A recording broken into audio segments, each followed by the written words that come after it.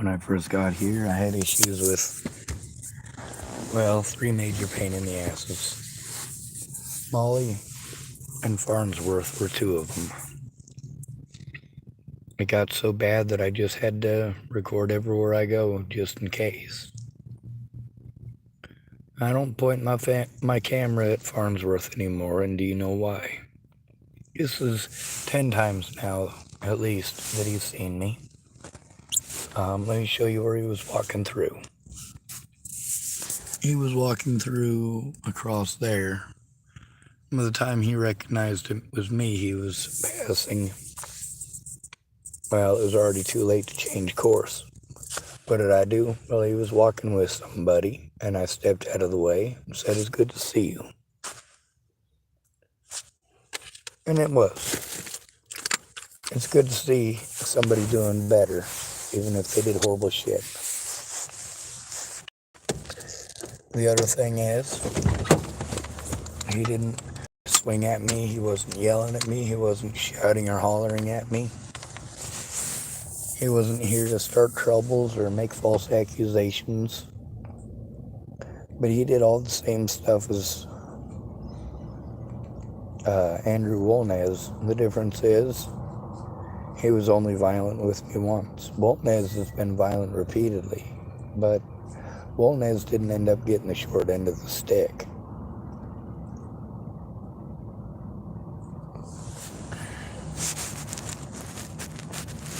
Anyway, I gotta try to get a pair of tweezers or whatever the fuck is in my ear being a pain in the ass.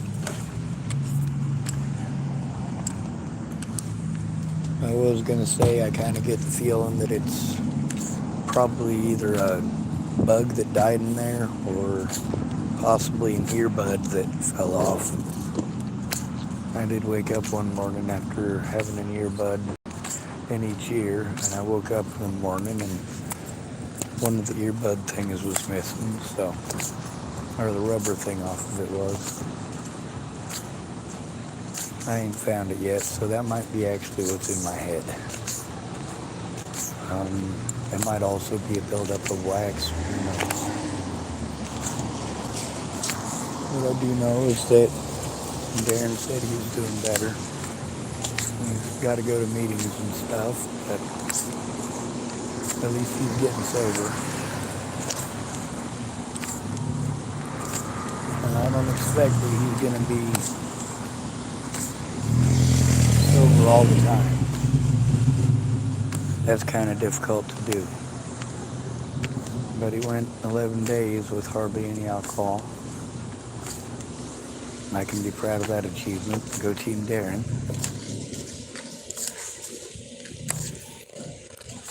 That's a good start.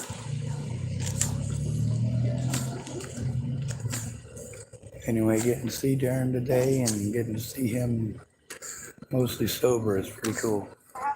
Whoa! I want one. I don't know what it is, but it looks cool.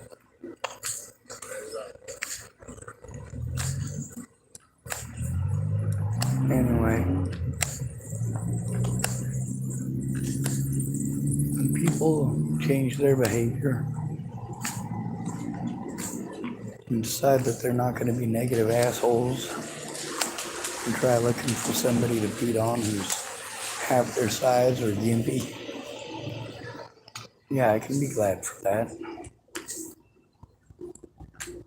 I can be glad that Mr. Farnsworth walked past me without making a scene, without getting violent.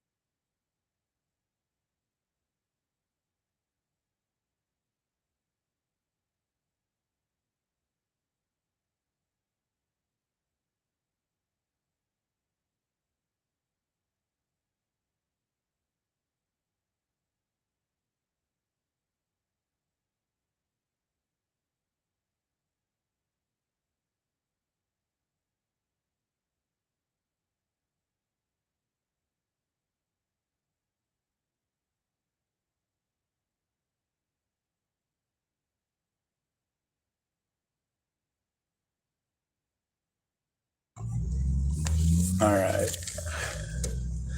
Well, I got a feller gonna charge up my computer tonight, so it'll update. Hopefully.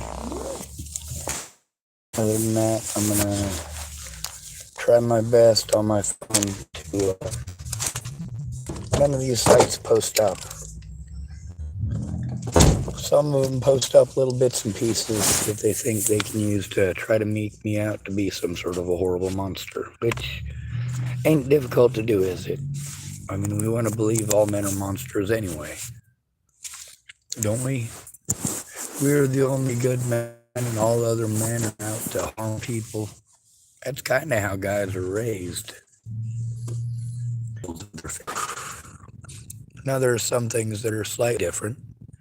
Men are more likely to kill somebody, right? No, actually, they're not. And if we factor in the number of women who've tried to convince other men to kill somebody for them, a whole lot of women get away scot-free just because they're women pulling the poor me, poor me.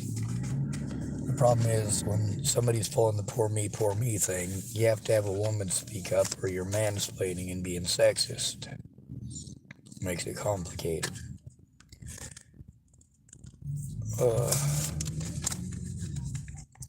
Anyway, there was some personal business that wasn't my business and wasn't your business, and also does not affect the situation for me. So I made sure I bleeped it or muted it for a bit. I am going to meet with somebody on Monday. I just have to survive until Monday. Just people don't understand how important it is to get involved immediately. When your friend or loved one gets a hold of you and says, hey, I'm being harmed, I need help stopping this, instead of saying, oh, it's no big deal, or just let it go, or things like that, understand that if it was something they were able to let go, it would have been let go.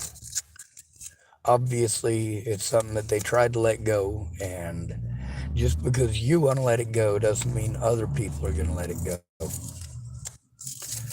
When it comes to sex offenders, like, well, Robert Franklin Warnick, Tim Beeson, Ted Bollinger,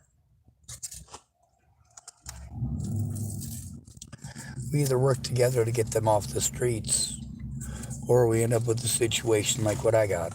I had to go in every single time a crime was committed.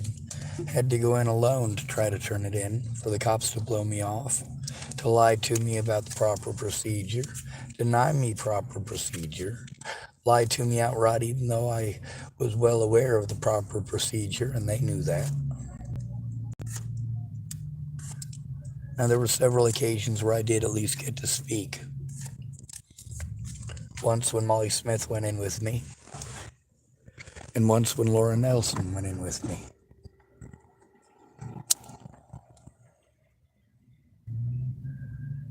Laura Nelson knew plenty and she could have spoken up.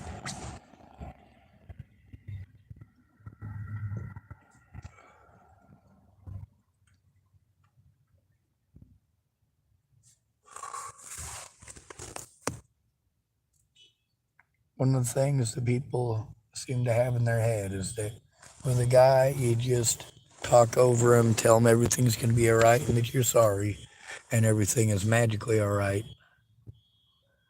But it don't really work that way.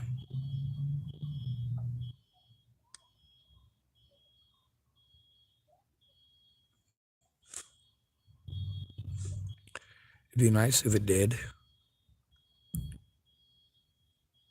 If your mom said some pretty words and gave a nice little speech and all of a sudden everybody left you alone.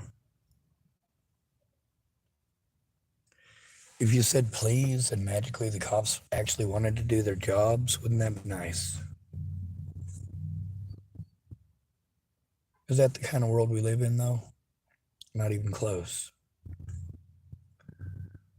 We live in the kind of world where the people who get something are the ones who work together. And unfortunately, our predators do work together. Bullies do work together. They're more likely to do so in a group to make sure that you don't get to speak, just like the Bollingers and their cronies did to try to destroy evidence of abuse against me and my friends.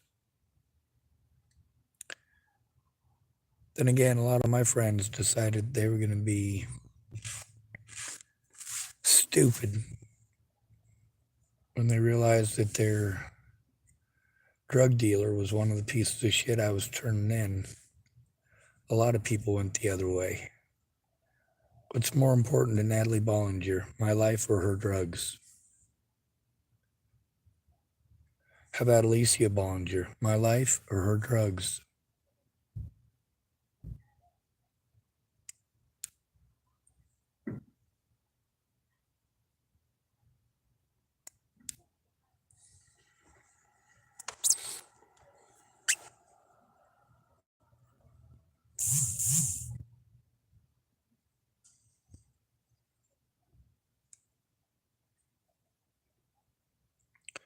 Anyway, Monday morning, I get to show a lady the messages between Natalie and I.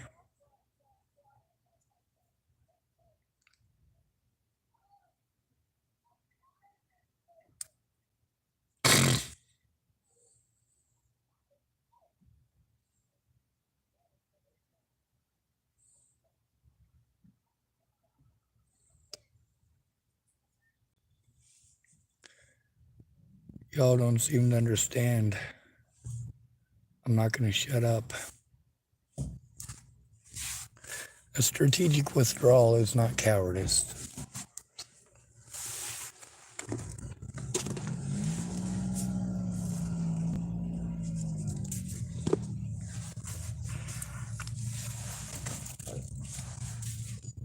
However, it is essential not to tear your army apart on the march. I've got an army of one. That used to be a recruiting slogan for the United States Army. That one and be all that you can be in the Army.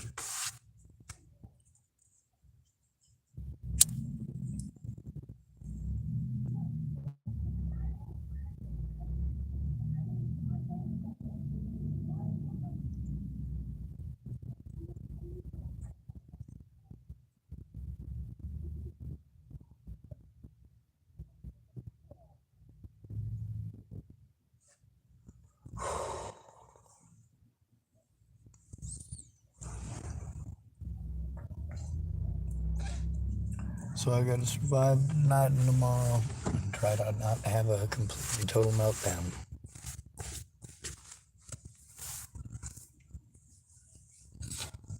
When you guys want to whine about possibilities, I'm pissed off about probabilities. Anyway, I'm going to let you go. I was glad that Farnsworth walked by without creating any issues.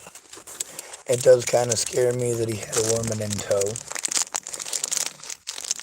just because of his history of violence against women. But also, she probably knows his history. As far as helping hands goes, there's a couple of people that I know that are predatory towards me. They go out to helping hands. They stay out there. And as a result, I just make sure I don't go there.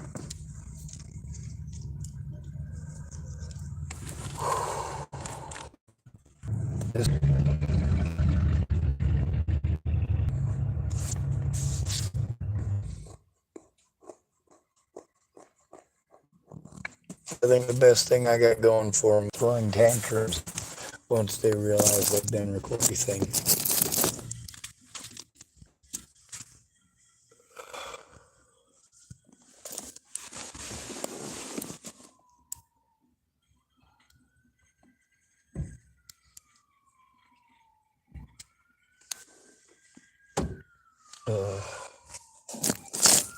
Anyway,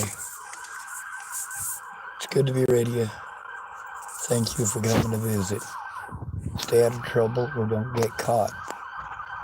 Remember, you are your brother's keeper, and your sister's keeper too, and no victim left behind.